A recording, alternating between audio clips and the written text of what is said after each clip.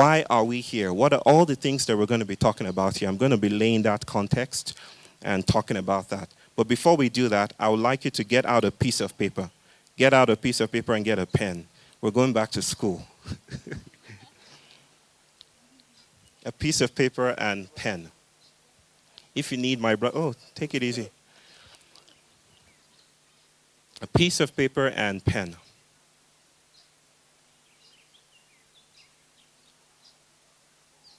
Now, this is the reason I asked you to do to come closer. With your piece of paper and your pen, I want you to find a partner, someone close to you already. Turn to that person. Form a dyadic encounter, with the person next to you. And I'm going to ask you to do something. What I'm going to ask you to do is basically this, to ask yourselves,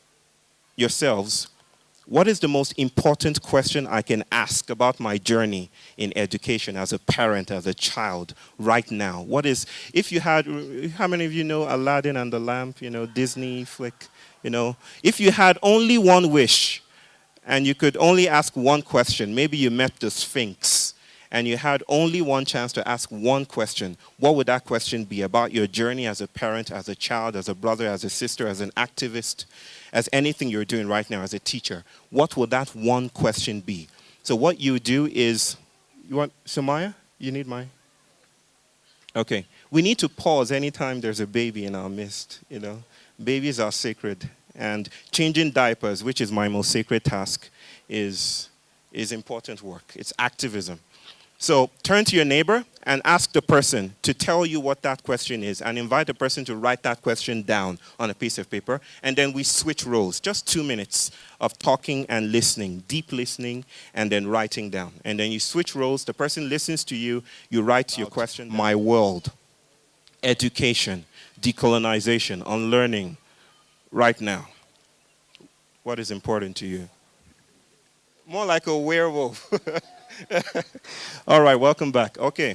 Now, keep those pieces of paper with you. We'll do something with them later. Now, let me tell a story. 2 weeks ago, my daughter's name is Alethea, and she's 5 years old, and we have a son. He's 1 year old. My greatest job is to change his diapers, as I've said earlier on, and he keeps me on my feet doing that all the time. But Alethea did something. Now, Alethea doesn't go to school.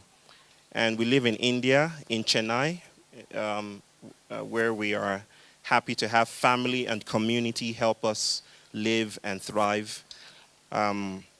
So my partner and I came out one evening, and Alethea was hard at work with a box, something like this, just this box. And I don't know where she got it from, but she was puncturing the box. She was perforating the box with holes everywhere with her pen, just stabbing it here and there, here and there. And we've learned, my wife and I, we've learned that anytime our children are in states like that, be quiet. Stay back and watch. Don't try to control. Don't try to organize. Don't try to programmatize. Just stay back and watch. Our job is to watch and observe and help her in that moment. So she was stabbing the box. And then she came and said, Dada, where is your phone? Right? Because she had wobbles. And then she took my phone. She turned off the light. And then she turned on the torch light on my phone and slipped it under the box.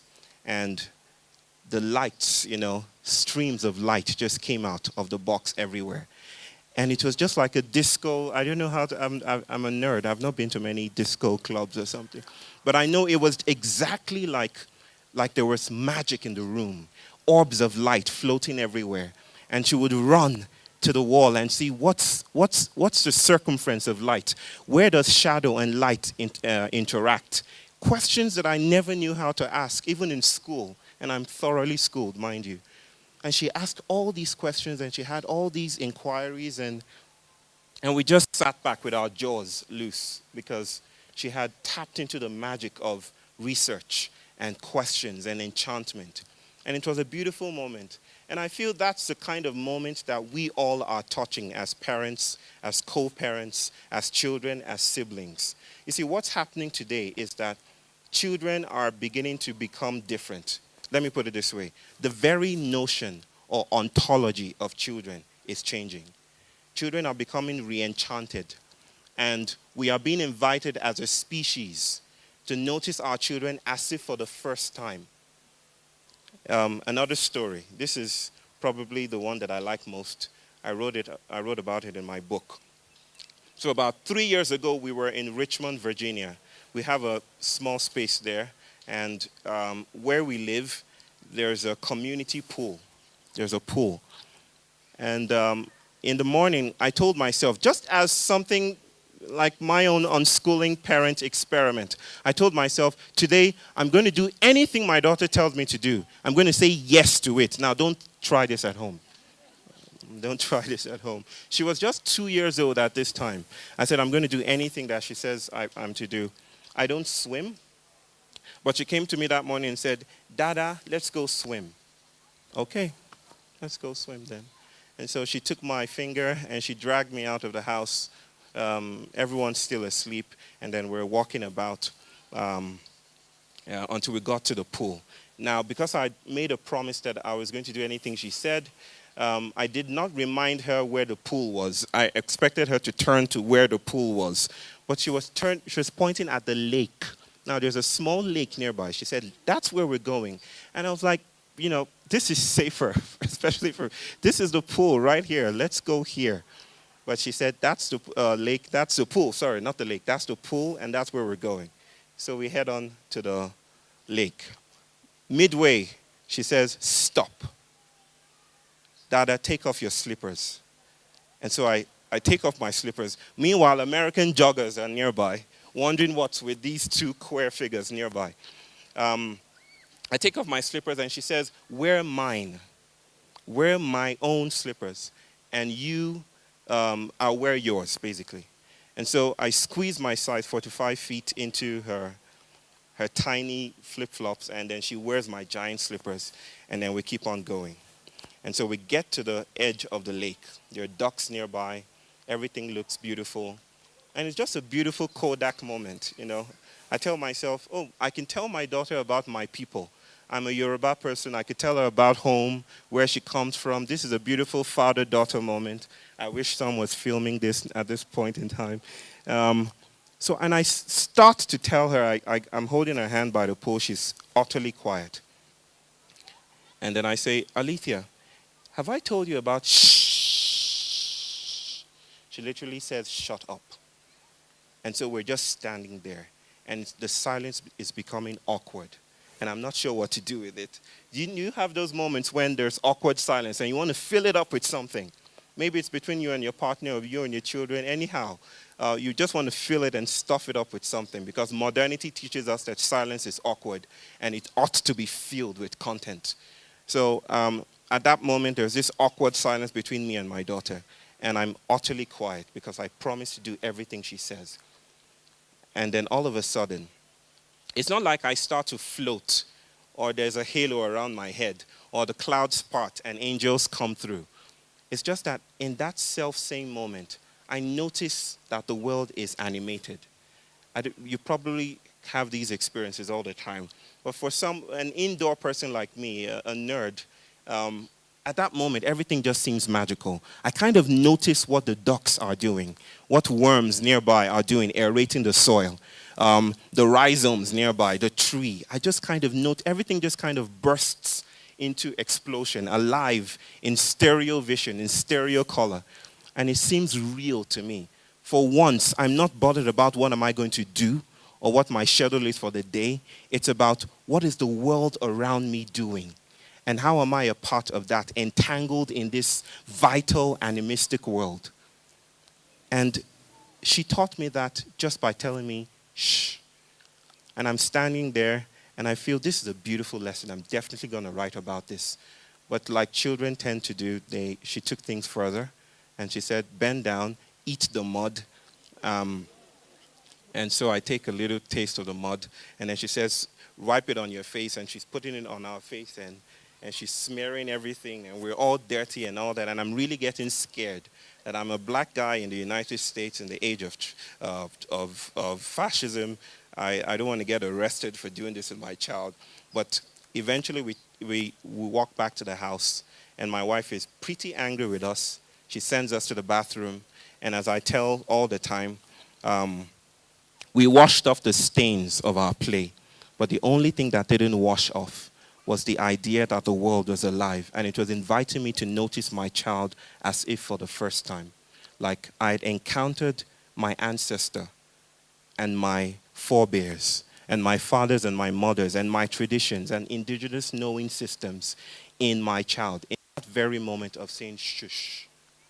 So this is what I want to share with you. What are the conditions around us that are inviting us to re-enchant the ways we meet our children? What is sacred about this moment with us sitting down around in this circle? What is really happening here? Is it just another in noticing how we frame education? Is this some bourgeoisie stuff, where the rich people get to talk about unschooling and there's nothing more to it? What is happening here? There's something really sacred and abundant happening here that is not quite captured when we talk about the word unschooling. The term is beautiful, it's inviting, but there's much more happening here, and I hope I can speak to those themes in a while. So here, the first thing that I believe is inviting us to re-enchant our approach to our children is the very idea that the world is alive, that the world is vital, that the world is post-human, if you will. It's more than human. It's not just human beings that are in the world. It is noticing that the world is simmering with potential and possibility. The whole idea of climate change is that the world is fighting back, right? That we thought we could blast our way with progress and development and growth and get to heaven or utopia or wherever else we were planning to build for ourselves. And the world mounted a pagan insurgency, if you will, and came back and said, nope, I have the power to interrupt. And so we as a species are being interrupted today by the world that is alive, a feminine insurgency, if you will. And that's why some people talk about ecofeminisms and eco-psychology. But the real implication of that, brothers and sisters, is that it means we cannot locate those things that we felt was human in human beings anymore. This is the real deal here. Learning does not happen inside human beings. Learning happens in partnership with our environments. And that's why context matters. There's no notion that, I did some cognitive psychology. I teach cognitive and clinical psychology in universities today. And the idea that learning happens in the brain is falling apart. And we're learning that learning is something beyond. It's ecological, if you will. It's an ecosystem mattering. It's not situated in human beings. That means the very architecture of schooling, which presumes that we can locate our children, lock them up in classrooms in square blocks, and hope that learning happens there, it's crumbling apart, it's falling apart. And we're composting that slowly. So if the world learns with us, if the world is alive with us, if our children are part of that world, then we can learn all the time. We can play as we learn. We can learn with trees. We can learn everywhere. Everywhere is enchanted, in spite of modernity's insistence that enchantment is in short supply. We're learning that enchantment is everywhere. Turn to your neighbor, because we're in church at the moment, to just say enchantment is not in short supply. Say it. Enchantment is not in short supply. It's not in short supply. Modernity or colonization says there's only one way. There's only one path. And that path is a concrete gutter. And the only way to get from here to there is to follow this path. But decolonization says there's much more than here or there. The world is simmering. It's beautiful. It's potent. It's animistic. It's vital. And this is the work of many feminist insights and scholarship today, to notice that we need to be composted ourselves and we need to melt apart. And our children are the ones that are leading the way. And it's time we put them in front and listen to them more than we thought we were listening to them previously. Now, this is another thing that I feel is happening today. Mutuality. Mutuality. The notion of progress presumes that the past happens, well, in the past, and then the present is here, and the future is yet to come. That's a very Westocentric notion of time. It flows forward. So we assume naturally that parents are superior to children because we came before. And this is what Teresa is signaling when she talks about fear and control. And so we try in that stream of linearity to insist that we know better than our children. But what if time were circular? What if time were convoluted and messy? Let me tell you a story. There's a phenomenon in biology called microchimerism. Everyone say microchimerism. I'm sorry, I'm just in my nerdish mode at this moment. Bear with me. Microchimerism. Here's the deal with microchimerism. When a mother holds her child in her womb, the idea is cells are propagated from the mother's body to the child. And that's the mothering, right? That's how the child is mothered. The transfer of cells from the mother through the placenta to the child. But we're discovering, the closer we look, that it's not a one-way street after all, because the child is also mothering the mother. Cells are propagated from the child to the mother. So in a sense, there's a mutuality. The so-called divide, the apartheid between mothers and their children is breaking apart, is crumbling, because mothers are made by their mothers. So that in the very act of giving birth to a child, you're being mothered by your child. So Freud got it right when he said the child is the father of the man, if you will.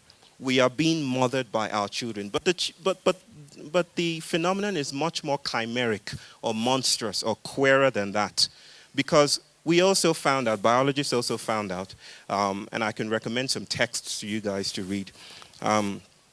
They found out that siblings, the first child that comes through the womb leaves some cells in the womb, so that the second child that comes through is also infected, if you will, or mothered, if you will, by the sibling that went before. So who is the second child here? Who's the second child here? Your second child? Do you have your big sister or big brother here? That's your mother right there. Oh, that's your father right there. In a sense, his cells are in your cells, and he made you in a sense. So it's not a linear tree at all. There's no hierarchy of mothering here. It's a rhizomatic, messy, convoluted, playful thing that is happening when we mother ourselves. So that means we can no longer speak about parenting as a linear process. So my wife came up with this term, transparenting. We're parenting each other. We're nurturing each other. We're raising each other up. And our systems and our institutions don't have spaces for that. School is not a space where transparenting happens. It's not a space for mutuality. It's not a space for fragility and co-vulnerability. It's not a space for co-inquiry. It's a space where we say, this is what you do. And what parents are being invited to say is also affected by and set by the state, the nation state, by giant corporations. So that learning is not about learning. It's not about inquiry. It's about gaining access. It's about finding your way to a good, cushy job and another real estate project. So what would it look like if we had transparenting as a ritual? If we found a way of sitting with each other as co-parents? What would it look like to sit with my child and say that I don't know? What do you have to share with me? What would it look like to actually keep quiet when your child says shush and not fight back or try to control the process? What would it look like in a world? Would our world be a better place? I don't even know what it means to be better. I've given up on such hopes for betterness.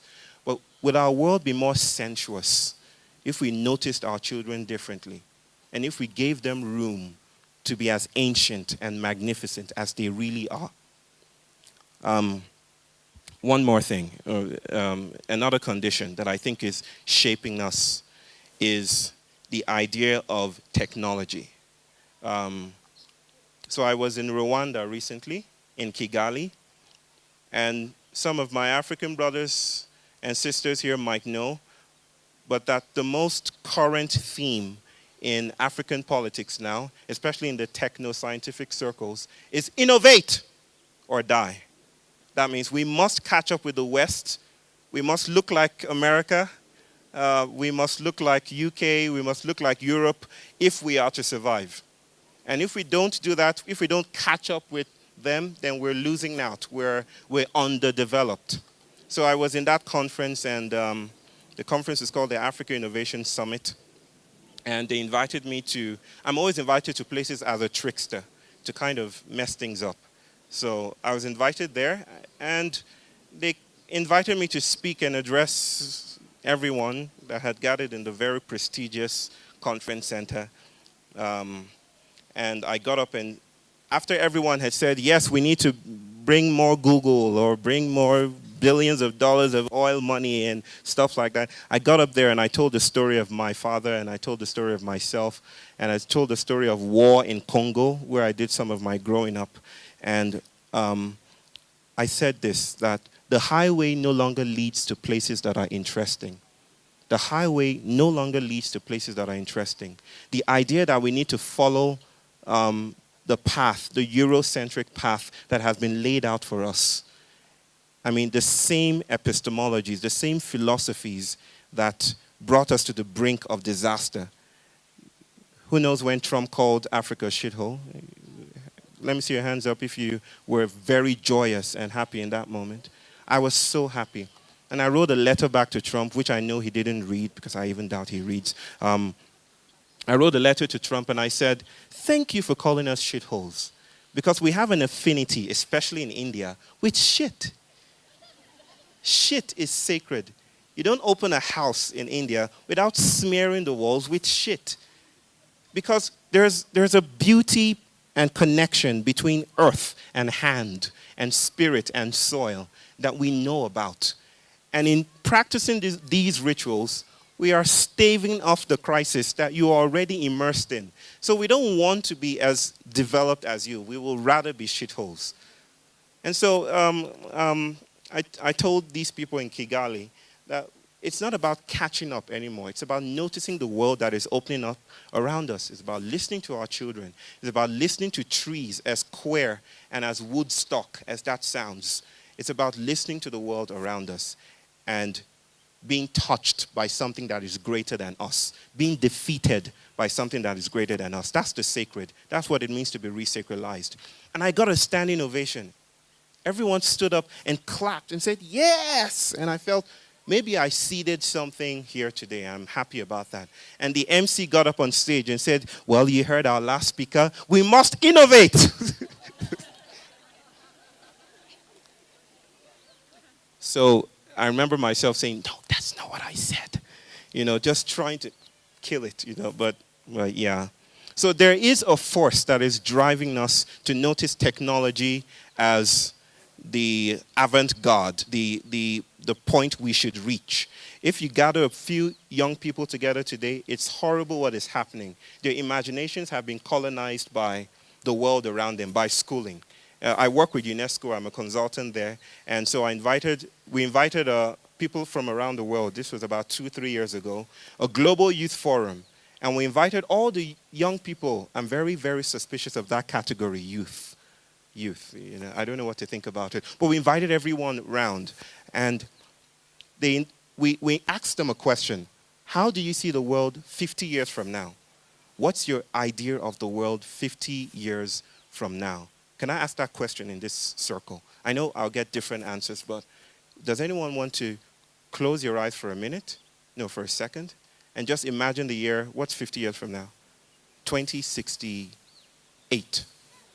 Okay, let's go with 2063, because the African Union is about 2063, Africa 2063 now. So who wants to share with me your vision of the world in 2063? Just 2 words. You don't need to give a spiel. You don't need to give a story. Just 2 words that you see will be part of our future in 2063. Yeah, you want to say something? Climate change. Okay, that's very hopeful. Thank you. Yes. Freedom. Okay, freedom. Anyone else? Yes. AI. Okay, all right. iRobot kind of stuff. Robots ruling our lives. Yes, sister. Outside in. The outside is in. Yes, yes, yes. People, lots, yes, more people, obviously. Billions and billions of people. Somewhere there? Okay. Yeah?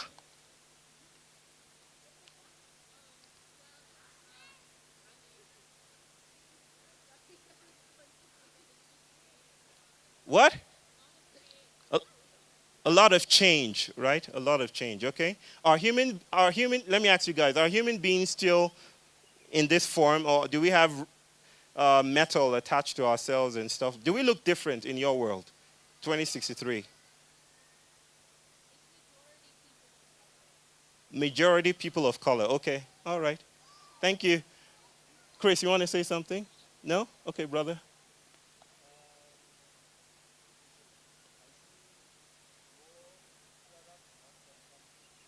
You see more products of consumption. Coca-Cola, Google. What? People themselves being products of consumption. Like I eat you or something like that. It can get to that extent. You eat me. Okay. All right. One more. Okay, a couple more. Yeah, right. Shithole. Yes, I agree. More shit, definitely. We need a shit activism or situations that invite us to. Yes, brother. Spiritual development. Okay. Sounds intriguing. Like, okay, an institute for spiritual development? Something? No? No? Just like emergence. Yeah. Everyone developing. Okay, thank you. Sumaya? Continuity. Okay. Okay. Right, right. Continuity, entanglement. Yes. You don't see anything. It's just a plain blank. Okay. Thank you for Camille. Okay. Just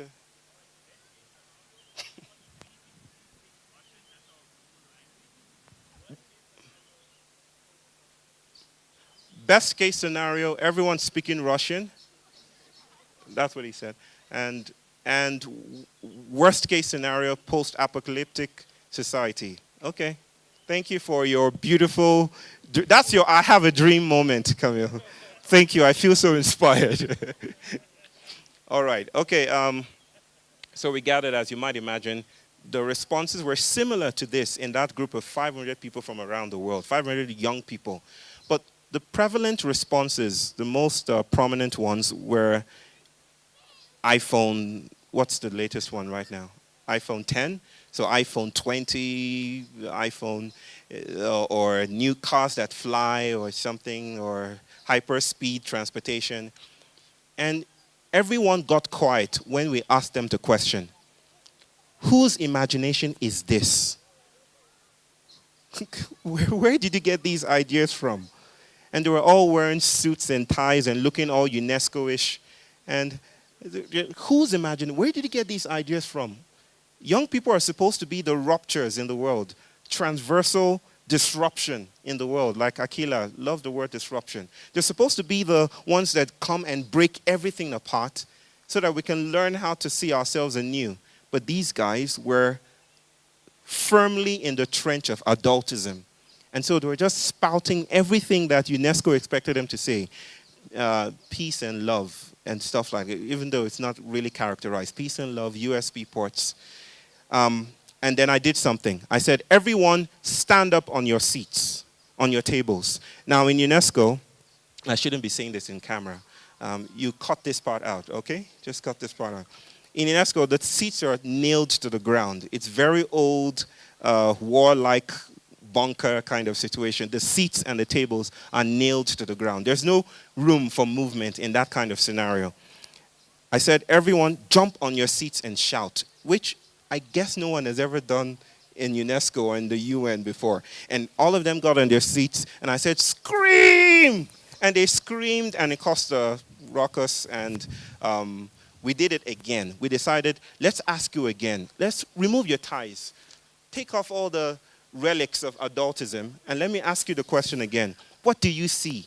And then new questions started to come forth. Like, what does it mean to be educated? What does it mean to have a nation state? Should we have nation states? Why do we suffer immigration when we can remove borders? Stuff like that. Very powerful, evocative, provocative questions. And I feel that's what we're hiding ourselves from when we hide behind technology.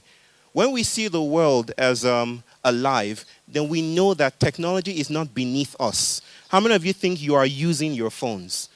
Let me ask you a question. How many of you know that your phones are using you as well?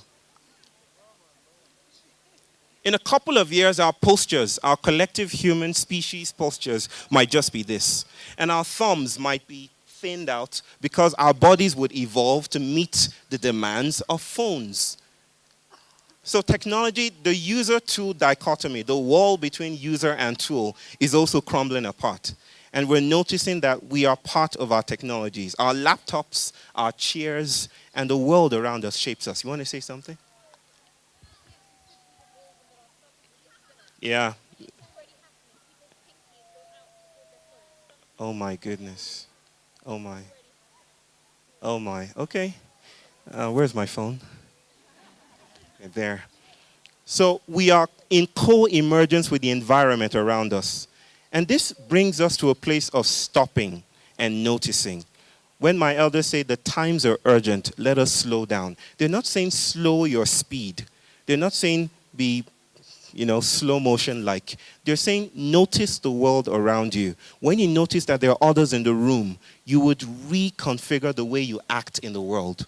If you act in the world with the idea that the world is just there for the taking, a resource to be conquered, then you would not notice the sacredness and the sternness and the tragedy and the poetic beauty of the world around you. And this is what our children are inviting us to notice today. They are not tools to be used. We're not users, the user-tool dichotomy. It's not there at all. Our children are shaping us in as much as technology shapes all of us together. And so we need to think of new technologies. We need new ways of gathering together, of speaking to each other, of listening to each other, of being at one with each other, of handling our fear and our crisis. I'm in partnership with a university in India called the Swaraj University. Akila, how are you doing? How many of you have heard of Swaraj University? It's a very solid project in self-directed learning. And one of the things that they do is when things come up like jealousy and hatred, they have circles and they share their jealousy. They share their jealousy and the feelings of negativity. Instead of stamping it down like school will do or marking it with a grade, they actually invite it to be shared.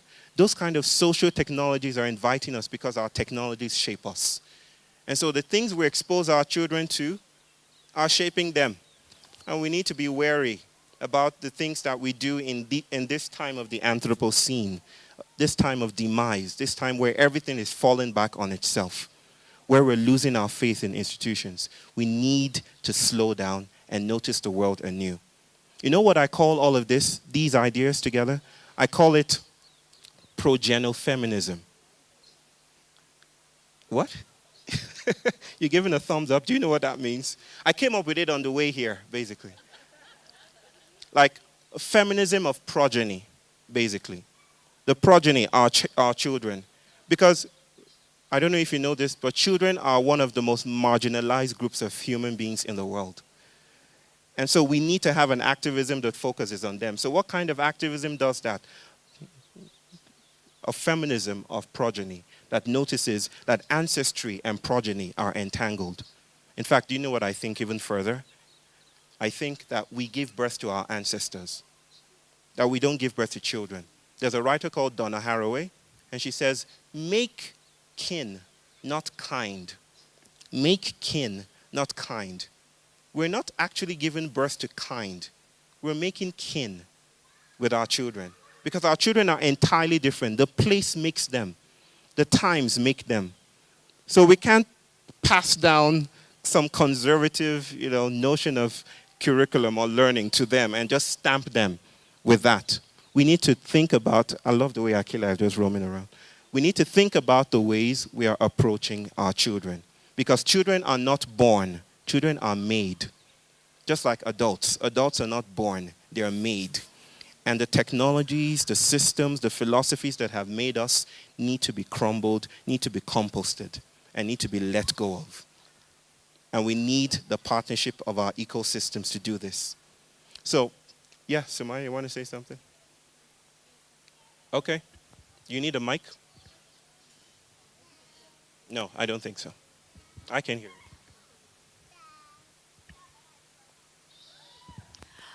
Hi, everybody. I just wanted to share something based on what you were saying about children and the value of children. And the post goes like this. Every time a child is born, it's a sign from God that he hasn't given up on humanity.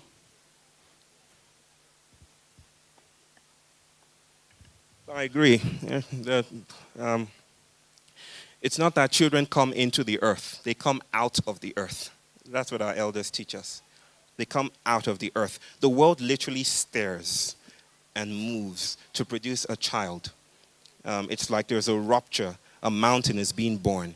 A child comes out of that. It's not coming from heaven. It's coming out of the ground. And so that shapes or reshapes everything. I want to end with this, though. There's a story of, is there a trickster figure in South Africa? Trickster, myth, like, to what? Tokolosh, okay. Who here is from Ghana? Who knows Anansi the spider? Anansi, you have that?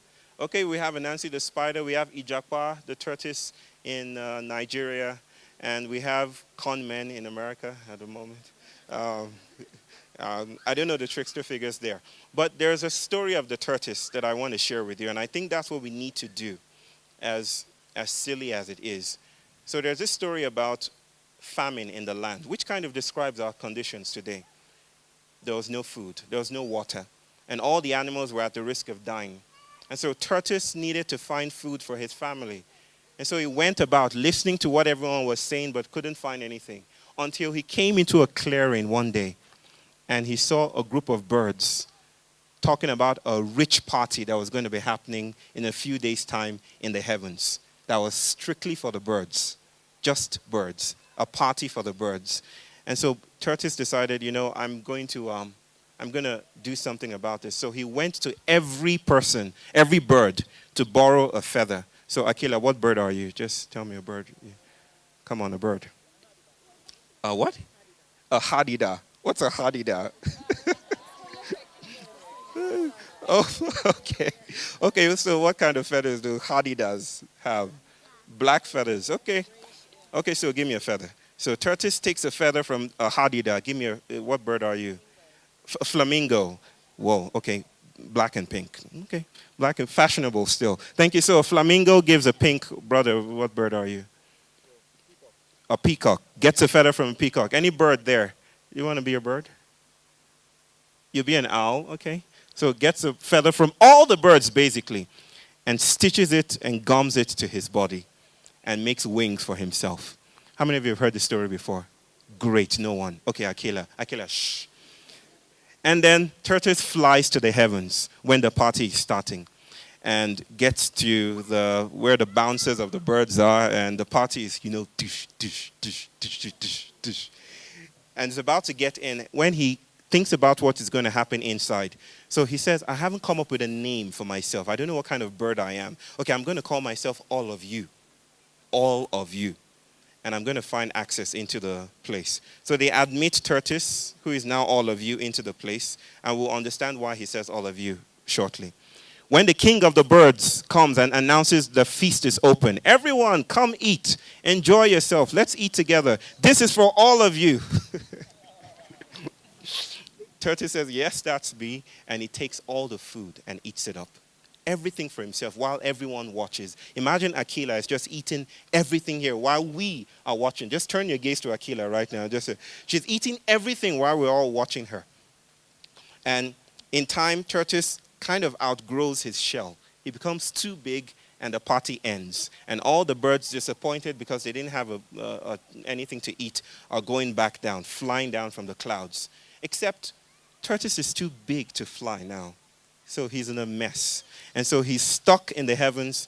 There's one bird left and he's about to depart when tortoise says, hey, brother, I lied to you. I'm not a bird, I'm tortoise, okay? Just go down to my wife below and tell her to bring out all the soft things, like pillows and feathers and stuff, and put it down because I need to jump down. And thank you for that. So the bird says, no problem, we'll do that. And flies down to the tortoise, to the wife and says, tortoise said you bring out all the hard things, knives, axes, stones. Just bring out everything. Put it in this spot here. X marks the spot. And that's it. And tortoise jumps. And you know what happens next. And falls down and breaks his shell. And that's, our elders tell us that is how the tortoise gets his cracked shell. And I believe that story. That's biologically accurate. That's the story I'm sticking to. That's the story of how the tortoise has a cracked shell. But there's more to that story. We're coming down to earth as a people, as a species. And I think we will not arrive intact. There is a tendency here to kind of make a new movement or to kind of make a new universalism of our practices. I want to offer room for us to be wary of that. To not do what generations before and even generations present might be doing in practicing the world, in trying to say we figured it out. In unschooling, this is the way it has to be everywhere. Let us be wary and vulnerable and fragile with the way we're thinking about it.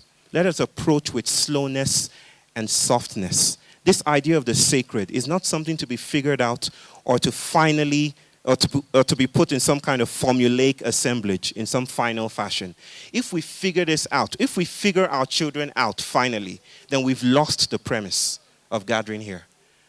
The invitation is not to figure things out. It's to stay in the constant and entangled vulnerability of knowing us and our children and the environment that holds us are in constant evolution and entanglement. So as we fall down to the ground, we will not arrive intact. We will be shattered to a million bits over and over again. But let us stay with the trouble of that and slow down in these times of urgency. Thank you very much.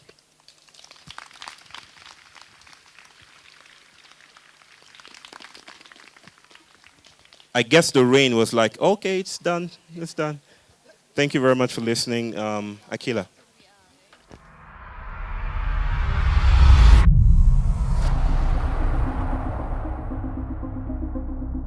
Azania's on Twitter.